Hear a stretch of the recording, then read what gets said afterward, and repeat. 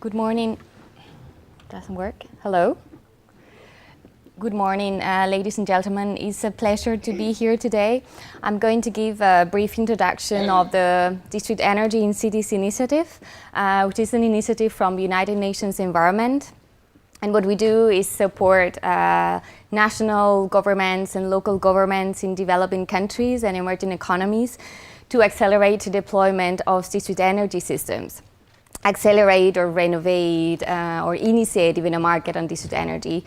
I know that most of you, or probably some of you, know already the initiative. The initiative has been running for almost 3 years.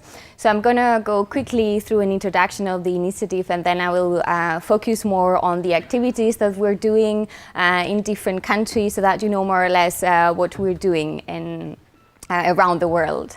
So the initiative was launched in 2014 at the Climate Summit in New York, and is part of the Sustainable Energy for All platform.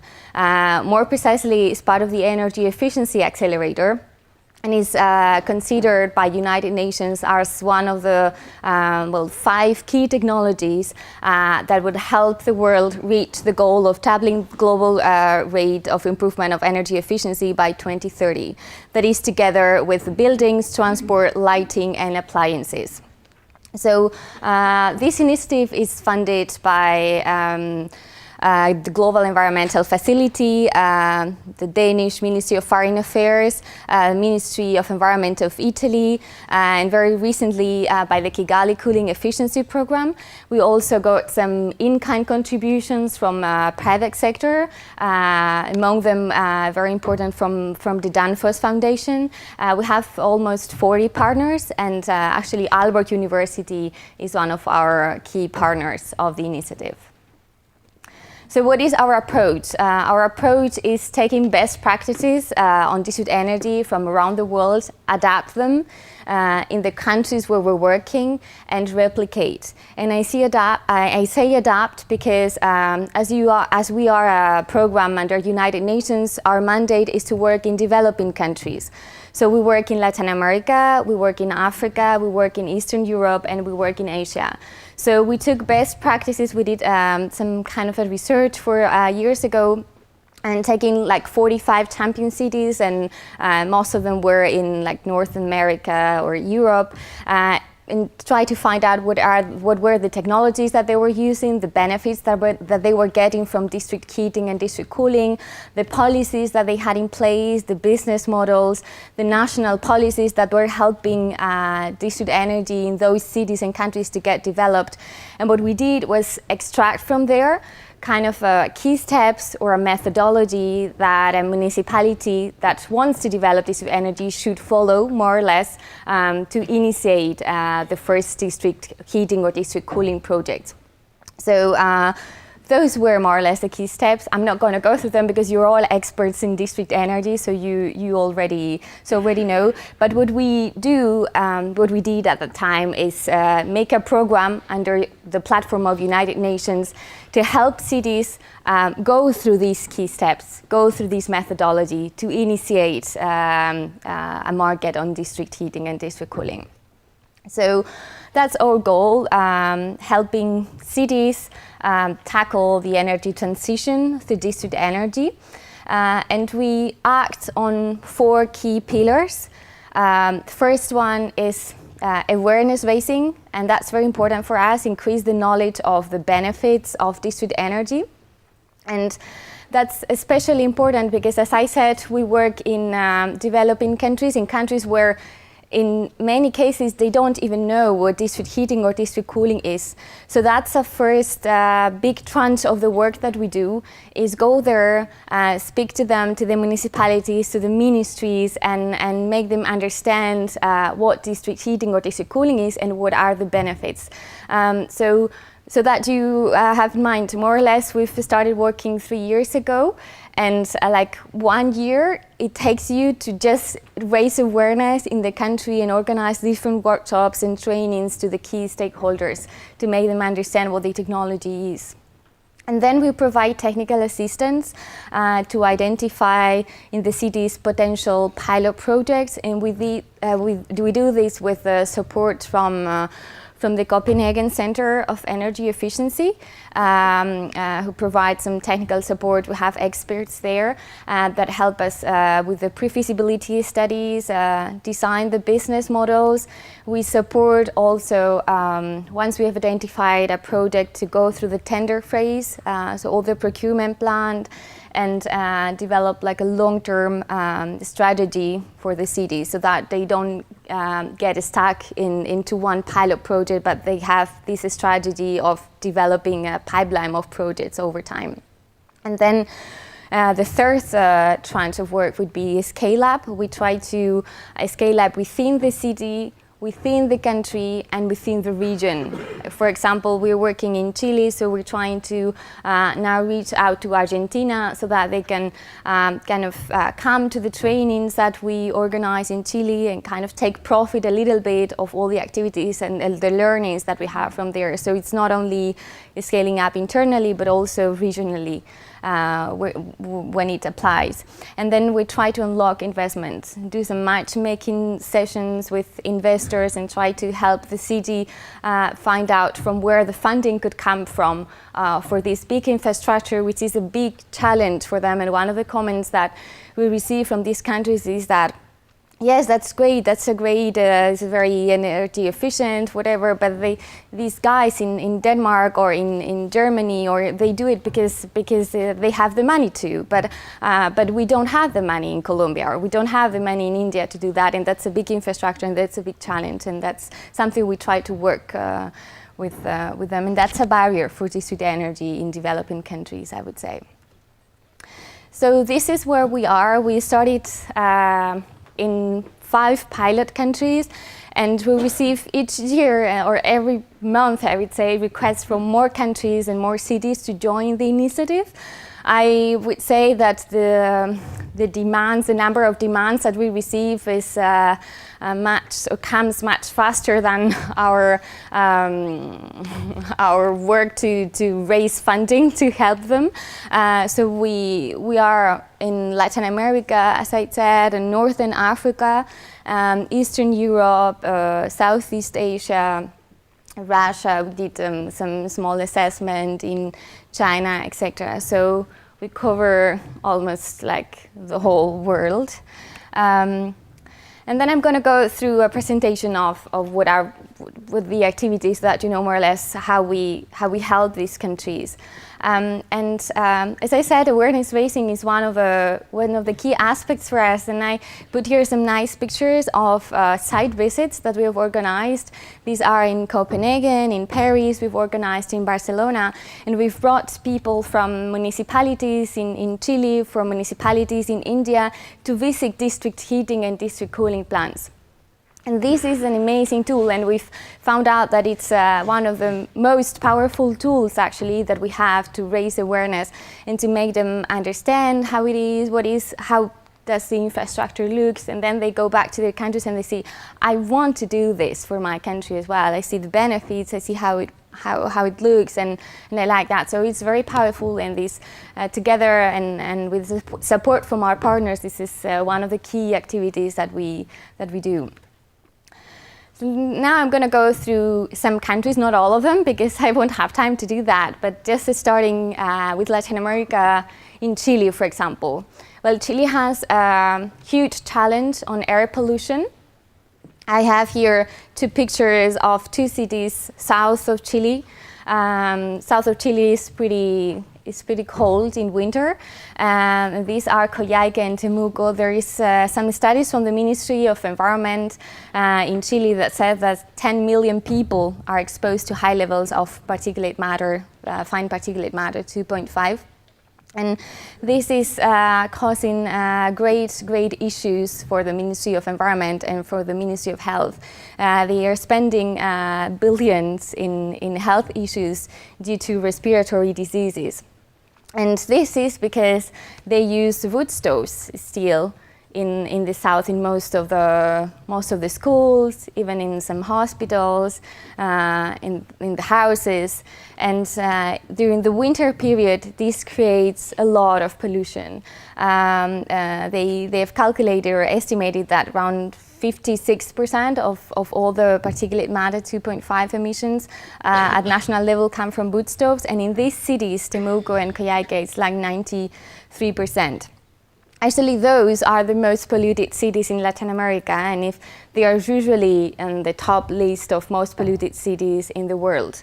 So the Ministry of Environment, the Ministry of Energy, we're working very closely with them to try to find a solution and an alternative to the wood stoves. And Chile is now in a very interesting moment in which they need to shift from a technology as wood stoves to because they also use wet wood and everything, so it pollutes even more, and they need to shift to other technology. District heating is starting to be something they're considering. The Ministry of Energy has recently created a new department under energy efficiency for district heating.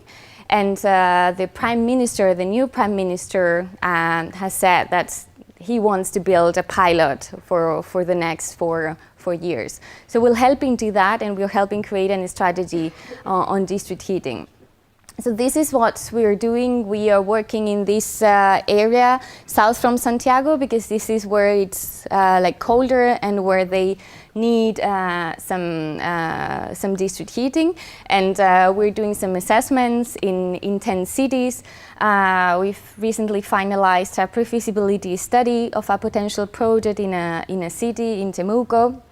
And we're also going to help the city develop a tender, a terms of reference of a tender to bring the project to the market.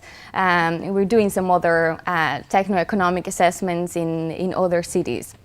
So far, the projects that are being identified, and not all the analysis is finalized, usually consider as energy source either biomass, because they have a lot, so that could be a source for them for district heating, biomass or waste heat. They're also very interested in exploring geothermal and waste to energy plants. They also have a big issue with waste. They use landfills, and they don't do anything about it. So they are starting to get full and full and full, and they are starting to think, what can we do with the waste? And as they also have a problem with the heating, it might be a possibility to maybe use some or adapt some of the infrastructure that they have, use some ways for the district heating. We'll see about that. This would need to be evaluated, but they are keen to explore what opportunities would be on that. And we also will be developing, and that will be done by Aalborg University, actually, a heat roadmap similar to what was done in Europe for Chile. And we think this is going to be a very powerful tool for the policymakers to identify what would be potential, the long-term potential of district heating in the country, and develop a full strategy for the country on district heating. So now let's move to another continent, to Morocco. We are doing a small assessment in the city of Marrakesh. This project, this precisely, is funded by the Ministry of Environment of Italy. And we are working there with the University Politecnico di Milano. And we have identified an area in Marrakesh. I don't know if you've been there, but there's an area with a lot of luxury hotels that is very close to the city center. So these hotels use usually their own chillers. And we're trying to see if a district cooling network could be developed there, connecting all these several buildings. The assessment is ongoing. We have some initial results, and it's in the area of Hivernage. And well, that would be more or less the results, like 17 million. Politecnico di Milano has calculated that it could be like a bankable project, so that it would be feasible, and it would also save 10% of the cost. It would mean 10% cost reduction for the consumers and the city could be able to reduce refrigerants emissions and CO2 emissions with the project. I mean, these figures are just estimated because the assessment is not fully finalized, and it's going to be finalized in the next couple of months. So now I move to Asia, to India. So what are we doing in India and what's happening there? When India, one of the drivers, there are several drivers in India for district cooling. There is an exponential growth in building energy consumption, and this is mainly due to an increase in demand on space cooling. And most of this energy is coming from the grid right now because they don't have district cooling at all. So this is coming from the grid, and the grid is mainly powered by coal. What's happened with this increase in cooling demand is that it is increasing the stress on the electricity grid, and utilities often struggle to meet the summer peak demand. So we're trying to help them find a solution for that with district cooling. They're trying to find also other like low cost or sustainable solutions, and district cooling has been identified by the government as one.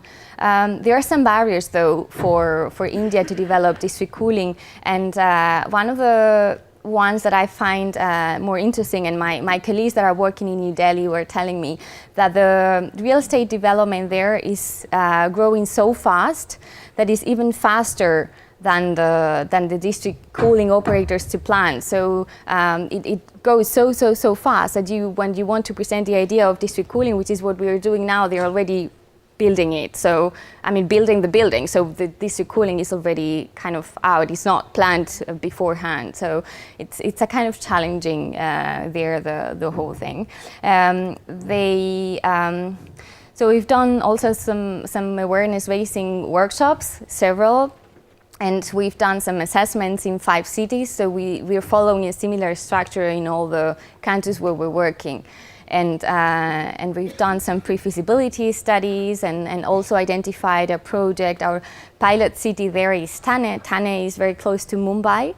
And we've identified there a project that would connect to large IT buildings, and we're also trying to find alternative projects there in the same area.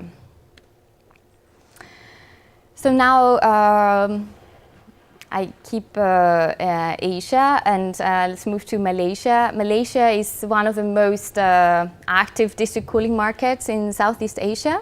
They have a very fast real estate market growth. And nearly 60% of the energy use in high rises comes from air conditioning.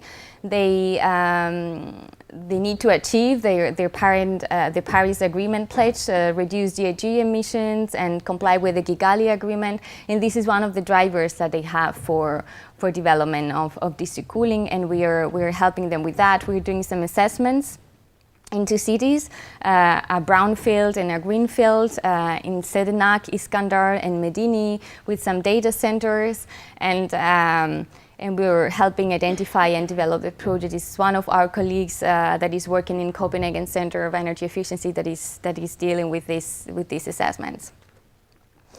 And we're also starting to work in China. It's been a little bit challenging, but we're also starting working there. They have a lot of district heating actually, but it's based on coal, and they have to reduce energy intensity, carbon intensity, pollution, air pollution. So we have not started yet our assessments, but our assessments will, I think, be more focused on helping them upgrade the grid and also integrate more renewables into their existing grids. We've recently launched a month ago a call for cities to apply. So now cities in China are applying to participate in our program, and then 5 cities will be selected, and we will start doing assessments and identify how we can help them further. And we're also working, as I said, in Eastern Europe, and Serbia is one of the countries. As you know, Serbia is one of the largest district heating networks in Europe, So what we are doing there is completely different. We adapt activities in each country. So the case of Serbia is not at all the same as the case of Chile or Morocco. We're helping them integrate more renewables in the grid and help them interconnect, make some connections to the network that they have to improve the efficiency. We're also doing some trainings, etc. And just to finalize and coming soon, as I said, we recently got funding from the Kigali Cooling Efficiency Program, and we will start in January an assessment in Egypt, in the area of El Alamein. It's close to Alexandria, and we are going to study a deep sea water cooling plant, and we're going to work with the Ministry of Housing there to help bring the project to tender. So that's all I had in mind to say. Just to finalize, as this the title of the conference is more on smart energy systems. We had actually yesterday at United Nations Environment a brainstorming session on how to go a little bit a step farther from this program on distributed energy and how to integrate other energy systems. So we're also, I was glad to listen to your presentation, because we're also trying to find out how we could go in that direction and also help developing countries integrate those who already have distributed energy, or others as well, integrate other energy systems and integrate waste or water, because we see that this is the way forward to go, and we're already trying to discuss how to build a program around this idea. Thank you. So.